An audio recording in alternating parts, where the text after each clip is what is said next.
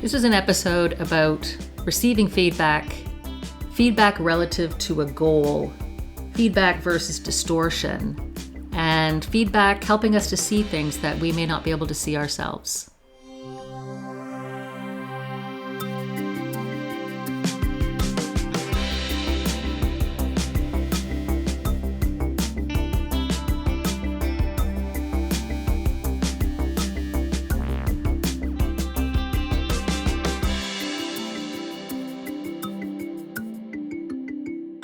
This is episode 113, and according to my sort of loose process, it's too soon to have another solo episode because I did it at 110, and then normally around 115, 116, and then again at 120.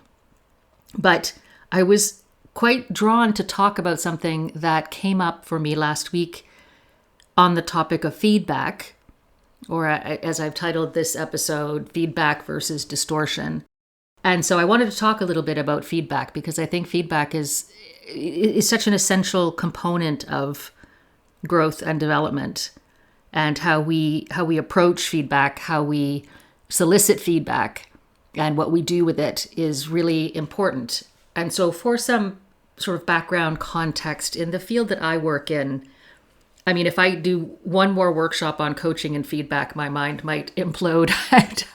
I've done so many of them, but we talk about feedback in terms of identifying like the delta, the difference between where you are and where you want to be.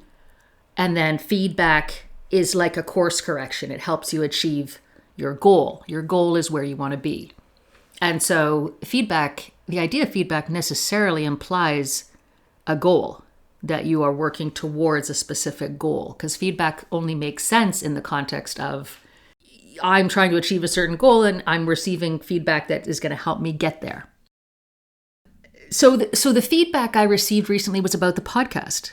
And it was fascinating because it has made me step back and question what my goal for the podcast is and whether I'm on track towards that goal. And it came from somebody, a very good friend who listens to every episode. And when we go for walks, she talks about them and she gives me her impressions of the episodes. It's been absolutely wonderful, fabulous opportunities for me to hear how episodes land with her anyway, how reflective she is of the general population of people listening. I can't know for sure, but she's a thoughtful and curious listener. And I always enjoy what she shares in terms of her experience of the podcast. So she brought up with me, and quite delicately, because you always have to think with feedback, how is the other person going to receive feedback? I honestly am super open to feedback about the podcast. So if you have something to say, I honestly really want to hear it, whatever it is, so that I can think about what it might mean for the podcast. So she commented that at the beginning, I was doing more seeking out interesting niche artists and creatives who were really passionate about what they did. And it might be slightly obscure, but not necessarily, but there would be general themes that would emerge around vulnerability and their art. But I was targeting a particular kind of guest, it seemed like. And then she suggested that it may be that recently I've strayed from that and I'm interviewing different kinds of people. And it's a different kind of experience now. And it's not about the guests themselves, right? It's about who I'm choosing, who I'm reaching out to speak with, or who may have reached out to me to be on the podcast. So I had to so I thought about that. And for her, it's not working so well in terms of her expectations. So again, feedback is aligned with a certain goal. So for her the podcast is maybe not meeting the same expectation that she had from when it first started. And I thought that was super interesting on many levels, but most importantly, because it encouraged me to sit back for a moment and say, well, what is my goal for the podcast? Because I do have a little bit, the attention span of a gnat sometimes, and I'm like a crow, and I'm attracted to shiny things, and I bounce around, and I sort of throw my pebbles, and I play hopscotch through guests, because I generally, either somebody reaches out to me, or I happen to encounter somebody and invite them to be on. And for the people who say, no or don't respond, that's totally great, because they've self-selected out of the process. And then for those who say yes, I always look forward to those conversations. And so I'll just say I've never had a conversation I didn't enjoy personally and that I didn't think was relevant on some level. Because I really have. I think everybody who agrees to be on the podcast is first brave and also generous with their time and how they share their experiences. So I'm always grateful for that. But it did make me sit back, like I said, and think, well, because I've grappled with this before, but I'm trying to be intuitive and I'm trying to follow my gut and flow. But what does my gut say? What does my gut say about why this podcast exists and what it's for? And I think there's something really interesting in what she shared. So I'm not actually, to be honest, I'm not even really sure what to do about it yet. But it's something that I need to think about. And so when I started thinking about that, I remembered a time, and I know I've shared this before, when I was doing the solo performance writing course, and we had gotten to the point where we were reading our finished scripts.